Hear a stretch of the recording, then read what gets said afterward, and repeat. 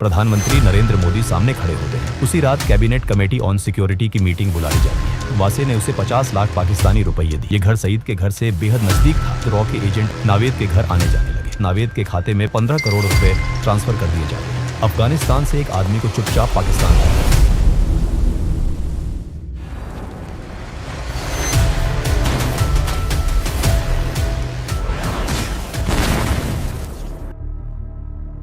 नवंबर 2019 में प्रधानमंत्री आवास के बाहर सुरक्षा असाधारण रूप से कड़ी थी। आधी रात को एक गाड़ी अंदर दाखिल होती है। गाड़ी से उतरते हैं रॉ चीफ सामंत गोयल। उनके हाथ में एक मोटी फाइल होती है जिस पर लाल अक्षरों में लिखा होता है कॉन्फिडेंशियल। करीब 15 मिनट इंतजार के बाद कमरे का दरवाजा खुलता है। प्रधानमंत्री नरेंद्र मोदी सामने खड़े होते हैं और पूछते हैं कि इतनी रात को आने की क्या जरूरत पड़ गई। सामंत गोयल कहते हैं, सर, हमने हाफिज सईद को ढूंढ लिया है। हफीज सईद 26 नवंबर का मास्टरमाइंड, जिसके वजह से मुंबई में की मासूम लोग मारे गए थे। हफीज सईद का नाम सुनकर प्रधानमंत्री ने तुरंत एक मीटिंग बुलाई। उसी रात कैबिनेट कमेटी ऑन सिक्योरिटी की मीटिंग बुला ली जाती है। टेबल पर प्रधानमंत्री नरेंद्र मोदी, गृह मंत्री, विदेश मंत्री, NSA अजीत डोभाल और रॉ चीफ सामंत गोयल मौजूद होते हैं। गोयल फाइल खोलते हैं और हाफिज सईद की तस्वीरें, वॉइस सैंपल और इंटेलिजेंस रिपोर्ट्स सामने रखते हैं। वो बताते हैं कि अब UN में गुहार लगाने या अमेरिका से पाकिस्तान पर दबाव बनाने का समय निकल चुका है। अब भारत को खुद ऑपरेशन करना होगा। जैसे ही ऑपरेशन शब्द सुनाई देता है, प्रधानमंत्री पूछते हैं कि ऑपरेशन से उनका क्या मतलब है। गोयल साफ शब्दों में जवाब देते हैं कि हाफिज सईद को पाकिस्तान में उसके ISI आकाओं के सामने मौत के घाट उतारा जाएगा। मीटिंग में बैठे अजीत डोभाल कुछ पल सोचते हैं और फिर कहते हैं कि सईद को मारने का इससे बेहतर मौका शायद दोबारा नहीं मिलेगा। ये कहते हुए वो प्रधानमंत्री की ओर देखते हैं और हल्के से सिर हिला देते हैं। कमरे में फिर सन्नाटा छा जाता है। कुछ सेकंड बाद प्रधानमंत्री मोदी कहते हैं कि ऑपरेशन को आगे बढ़ाया जाए। इसी पर 26/11 के बाद पहली बार एक अधूरी कसम ने आकार लेना शुरू किया। इसी कसम का नाम था ऑपरेशन अलविदा। रॉ के पास सिर्फ एक ठोस जानकारी थी, हफीज सईद की लोकेशन। लेकिन यही जानकारी सबसे बड़ी चुनौती भी थी। सईद को पाकिस्तान की जमीन पर जाकर खत्म करना आसान नहीं था। वो लाहौर के पॉश इलाके जोहार टाउन में रहता था, जहां उसकी सुरक्षा किसी किले से कम नहीं थी। 24 घंटे पाकिस्तान पुलिस की तैनाती, CCTV निगरानी और सीमित आवाजाही। सईद के घर तक पहुंचना लगभग नामुमकिन था। सीधे ऑपरेशन का मतलब था अंतर्राष्ट्रीय संकट। रॉ को समझ आ गया था कि अगर सीधा वार संभव नहीं है तो रास्ता अंदर से बनाना होगा। इसके लिए जरूरी था सईद के घर के बेहद पास एक सुरक्षित और भरोसेमंद लोकल बेस, ऐसा ठिकाना जो शक के दायरे में न आए लेकिन हर गतिविधि पर नजर रख सके। कहानी यहीं से एक अलग मोड़ लेती है। दिसंबर 2019, दुबई। नावेद नाम का एक पाकिस्तानी नागरिक पिछले 6 महीनों से दुबई की एक जेल में बंद था। वजह मामूली थी, एक छोटी सी चोरी। नावेद एक आम आदमी था, कोई आतंकी नहीं, कोई एजेंट नहीं। एक दिन अचानक जेल के दरवाजे खुले। नावेद को बेल मिल गई थी। बेल कराने वाला आदमी था वासे।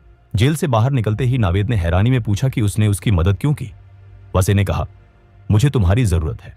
उसने बताया कि उसका कारोबार पाकिस्तान और दुबई दोनों जगह फैला है और उसे एक भरोसेमंद पार्टनर चाहिए। नावेद उलझन में था। वो जानता था कि ये ऑफर असामान्य है, लेकिन पैसों की सख्त जरूरत ने उसकी शंकाओं को दबा दिया। कुछ ही समय बाद वासे ने उसे 50 लाख पाकिस्तानी रुपये दिए। ये रकम नावेद के लिए जिंदगी बदल देने वाली थी। कुछ महीनों बाद नावेद पाकिस्तान लौट आया। यहीं से रॉ की योजना जमीन पर उतरने लगी। एक दिन वासे का फोन आया। निर्देश साफ थे, लाहौर के जौहर टाउन में एक घर किराए पर लेना है। नावेद ने बिना सवाल किए हाउस नंबर 120 किराए पर ले लिया।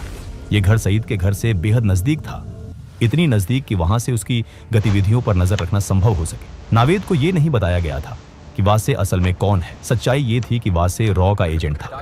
जो बेस रॉ महीनों से ढूंढ रही थी वो अब नावेद के घर के रूप में मिल चुका था। इसके बाद रॉ के एजेंट अलग अलग समय पर नावेद के घर आने जाने लगे, कभी कुछ दिनों के लिए, कभी कुछ हफ्तों के लिए। नावेद ने कभी सवाल नहीं किए, वो वही करता रहा जो वासे कहता था। अगले 6 महीनों में रॉ के एजेंट्स ने हफीज सईद की हर गतिविधि को बेहद बारीकी से ट्रैक किया। उसके घर के बाहर क्या हो रहा है, घर के अंदर कौन आ जा रहा है, किस समय कौन सी हलचल होती है, ये सारी जानकारी मिनट दर मिनट दर्ज की जाती रही। जौहर टाउन में बना वो गुप्त ठिकाना अब पूरी तरह काम करने लगा था। ये सारी इंटेलिजेंस लगातार भारत भेजी जा रही थी। दिल्ली में बैठे रॉ चीफ सामंत गोयल हर अपडेट पर नजर रखे हुए थे। ऑपरेशन अब अपने आखिरी चरण के बेहद करीब पहुंच चुका है। इस दौरान एक बात किसी के ध्यान में नहीं आई। नावेद हफ्ते में एक बार अपने परिवार से मिलने जाता था। ये उसकी सामान्य दिनचर्या का हिस्सा था, इसलिए रॉ के एजेंट्स ने इस पर ज्यादा ध्यान नहीं दी। उन्हें लगा कि ये एक आम आदमी की आम जिंदगी है। अब प्लानिंग लगभग पूरी हो चुकी थी। लोकेशन, टाइमिंग, सब कुछ तय था।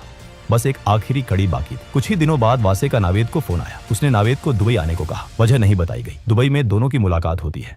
बातचीत के दौरान वासे अचानक एक गंभीर सवाल करता है। वो कहता है क्या तुम्हें नहीं लगता कि पाकिस्तान जिन आतंकियों को पनाह देता है वो गलत है? नावेद बेपरवाही से जवाब देता है, इससे हमें क्या फर्क पड़ता है? वो तो हमारे दुश्मन हिंदुस्तानियों को मारते हैं। वासे कुछ पल चुप रहता है, फिर वो कहता है, मैं एक यहूदी के लिए काम करता हूँ। 26/11 हमले में उस यहूदी ने अपना पूरा परिवार खो दिया था। अब वो तुम्हारे पड़ोसी हाफिज सईद को मारना चाहता है। ये सुनते ही नावेद हैरान रह जाता है। उसके लिए ये सब किसी फिल्मी कहानी जैसा था।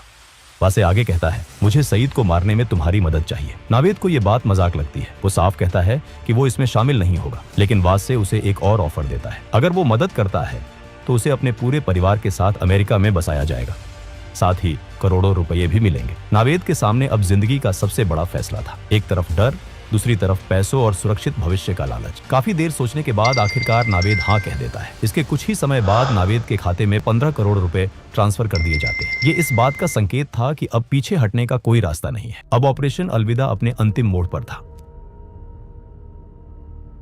कई हफ्तों की गहन सोच विचार और जोखिम के आकलन के बाद रॉ एक निर्णायक नतीजे पर पहुंची। तय हुआ कि हाफिज सईद को कार बम के जरिए निशाना बनाया जाएगा। नावेद के घर में रह रहे रॉ के एजेंट्स ने चुपचाप एक काली टोयोटा कोरोला खरीदी। इसी गाड़ी के भीतर 300 किलो RDX भर दिया गया। पूरा काम इतनी सफाई से किया गया कि किसी को शक तक नहीं हुआ। इस कार को नावेद के घर से कुछ दूरी पर एक अंडर कंस्ट्रक्शन बिल्डिंग में पार्क कर दिया गया। वहां न चौकीदार था न कैमरे। इस कार के बारे में नावेद को बिल्कुल पता नहीं थी। अब रॉ के सामने सबसे बड़ा सवाल था, इस कार को सईद के घर तक कौन ले जाएगा? ये ऐसा काम था जिसमें ड्राइवर का जिंदा लौटना लगभग नामुमकिन था। रॉ को एक ऐसे इंसान की जरूरत थी जो पैसों के बदले अपनी जान देने को तैयार हो। कुछ ही समय बाद अफगानिस्तान से एक आदमी को चुपचाप पाकिस्तान लाया गया। वो बेहद गरीब था, लेकिन एक बात साफ थी, वो मरने से नहीं डरता था। उसे भरोसा दिलाया गया कि ऑपरेशन के बाद उसके परिवार को बड़ी रकम दी जाएगी। अब नावेद के घर में कुल 4 लोग थे, 3 रॉ एजेंट और 1 अफगानिस्तानी। नावेद ने कभी नहीं पूछा कि ये लोग कौन हैं, कहां से आते हैं और क्या करते हैं। वो वही करता रहा जो उसे वासे कहता था। रॉ का प्लान अब तक बिना किसी रुकावट के आगे बढ़ रहा था, लेकिन हर ऑपरेशन में एक ऐसा पल आता है जहां सब कुछ अचानक बदल जाता है। 13 मई 2021 वासे, जो इस पूरे नेटवर्क की सबसे अहम कड़ी था, नई दिल्ली में अपने परिवार के साथ ईद मनाने आया हुआ था। त्योहार के बाद वो अगले ही दिन दुबई लौटने के लिए घर से निकलता है। रास्ते में अचानक उसे चक्कर आता है। वो संभल नहीं पाता और जमीन पर गिर पड़ता है। तुरंत उसे अस्पताल ले जाया जाता है। शुरुआती जांच में डॉक्टरों को पता चलता है कि वो कई दिनों से तेज बुखार से पीड़ित था। कोविड टेस्ट कराया जाता है, रिपोर्ट पॉजिटिव आती है। हालत तेजी से बिगड़ती है और वासे को ICU में शिफ्ट कर दिया जाता है। अगले 2 दिन वो जिंदगी और मौत के बीच जूझता रहता है। आखिरकार रॉ का ये जाबाज और बेहद अहम एजेंट दुनिया को हमेशा के लिए अलविदा कह देता है।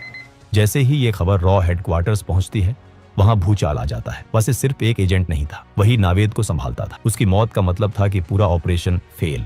वही दूसरी तरफ नावेद की आदत थी कि वो हफ्ते में एक बार अपने परिवार से मिलने लाहौर से बाहर निकलता था। लेकिन इस बार कहानी कुछ और ही थी। इस बार नावेद की गाड़ी सीधे एक हाई रैंकिंग ISI ऑफिसर के घर पर जाकर रुकी। असल सच्चाई ये थी कि नावेद कभी पूरी तरह ईमानदार नहीं था। वो शुरू से ही वासे पर शक करता आ रहा था। शुरुआत में ये शक हल्का था, लेकिन जैसे जैसे वक्त बीतता गया, ये शक गहराता चला गया। और जिस दिन वासे ने उसके सामने हफीज सईद को मारने की बात कही, उसी दिन नावेद का शक यकीन में बदल गया। नावेद समझ चुका था कि वो किसी बेहद खतरनाक खेल का हिस्सा बन चुका है। इसी जानकारी को वो चुपचाप पाकिस्तानी एजेंसियों तक पहुंचा देता है। ये खबर बेहद सेंसिटिव थी और इसके असर तुरंत दिखने लगे। रॉ तक जैसे ही ये इनपुट पहुंचता है, हालात पल भर में बदल जाते हैं। एजेंसी बिना एक पल गवाए आदेश देती है कि जौहर टाउन वाले घर से सभी एजेंट्स को तुरंत निकाल लिया जाए। कुछ ही घंटों में वो घर खाली कर दिया जाता है। इसके बाद ISI के लोग उस इलाके की छानबीन करती है, लेकिन उनके हाथ कोई ठोस सबूत नहीं लगता। अब रॉ के सामने सबसे बड़ी दुविधा खड़ी हो जाती है। महीनों की मेहनत, रिस्क और तैयारी, सब कुछ दांव पर लगा था। सवाल सिर्फ एक था, क्या ऑपरेशन को आगे बढ़ाया जाए या यहीं रोक दिया जाए। इस गंभीर मुद्दे पर एक बार फिर रॉ की एक अहम मीटिंग होती है। मीटिंग में देश के प्रधानमंत्री नरेंद्र मोदी भी मौजूद होते हैं। आखिरकार फैसला लिया जाता है, ऑपरेशन जारी रहेगा। अब कहानी अपने अंतिम अध्याय में दाखिल होती है। जून 2021, लाहौर, सुबह के ठीक 11 बजे। रॉ के एजेंट्स अफगान युवक को पूरी सावधानी से ISI की नजर से बचाते हुए उस अंडर कंस्ट्रक्शन बिल्डिंग तक लाते हैं। यही वो जगह थी जहां पहले से विस्फोटकों से भरी काली कोरोला गाड़ी खड़ी थी। युवक को एक बार फिर पूरा प्लान विस्तार से समझाया जाता है। कहाँ जाना है, कितनी दूरी है और क्या करना है, सब कुछ। युवक शांत था, उसे पता था कि वो वापस नहीं लौटेगा। कुछ देर बाद काले रंग की कोरोला गाड़ी आगे बढ़ती है। गाड़ी के अंदर 300 किलो विस्फोटक भरा होता है।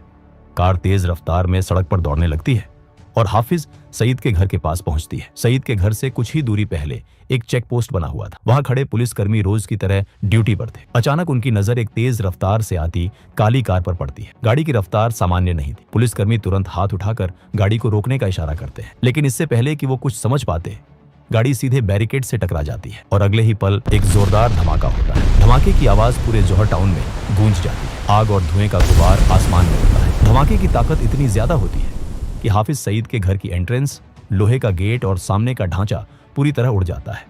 जो इंसान सालों से भारत में मासूम लोगों की जान लेता आया था, उसी के घर आज मौत दस्तक दे चुकी थी। धमाके की आवाज सुनते ही सईद पूरी तरह घबरा जाता है। उसे समझ नहीं आता कि क्या हो रहा है। डर के मारे वो अपने घर के अंदर सोफे के नीचे छुप जाता है। उसका शरीर कांप रहा होता है। पहली बार उसे एहसास होता है कि खतरा अब सिर्फ भारत तक सीमित नहीं है। हालांकि इस धमाके में सईद बच जाता है और इसी वजह से ऑपरेशन अलविदा अपने अंतिम उद्देश्य में पूरी तरह सफल नहीं हो पाता। लेकिन इस नाकामयाबी के बावजूद एक बात बिल्कुल साफ हो जाती है। सईद अब ये समझ चुका होता है कि वो रॉ से बच नहीं सकता। इस घटना के बाद पाकिस्तान में बैठे छोटे बड़े सभी आतंकियों तक एक साफ संदेश पहुंच जाता है। संदेश में कोई शब्द नहीं होते, लेकिन मतलब बिल्कुल साफ होता है। ये नया भारत है। नया भारत जो सिर्फ चेतावनी नहीं देता, नया भारत जो दुश्मन के घर में भी घुस सकता है और चुन चुन कर वार करने की ताकत रखता है। ऑपरेशन अलविदा भले ही अपने लक्ष्य को पूरी तरह हासिल न कर पाया हो, लेकिन उसने पाकिस्तान में बैठे आतंकियों की रूह कंपा दी। अब वो जान चुके थे कि सीमाएं सुरक्षा की गारंटी नहीं है। दोस्तों, ऑपरेशन अलविदा पर आपकी क्या राय है, हमें कमेंट में जरूर बताइए। अगर वीडियो आपको पसंद आया हो तो इसे ज्यादा से ज्यादा शेयर करें, वीडियो को लाइक करें और चैनल को सब्सक्राइब करना न भूलें।